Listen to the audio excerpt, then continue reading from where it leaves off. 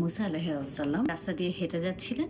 সেই সময় ভীষণ ধনী একজন মানুষ তাকে এসে বলল, আচ্ছা তোমার সাথে তো আল্লাহর কথা হয়, তুমি একটু আল্লাহকে বলো যে আমাকে কেন এত ধন সম্পদ দিচ্ছে।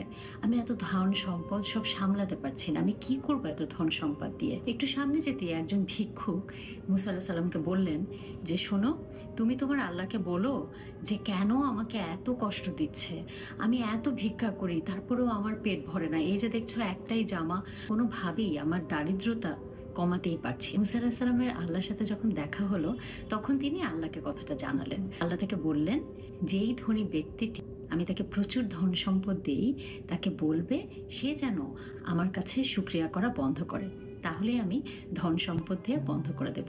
ভিক্ষুকের কথা যখন জানানো হলো তখন তিনি বললেন সে যেন শুকরিয়া আদায় করে বেশি বেশি করে, তাহলেই আমি তাকে ধন সম্পদে ভরে দেব। যখন ধনী ব্যক্তিকে জানালেন তখন ধনী ব্যক্তি বলল, আমার মাথা খারাপ, আমাকে এত ধন সম্পদ দিয়েছে, আমি কেন শুকরিয়া আদায় করব না। ভিক্ষুক বলল, আমি কেন শুকরিয়া আদায় করবো, এই যে দেখো আমার একটাই জামা, কেন কিসের কারণে আল্লাহর কাছে শুকরিয়া আদায় করব।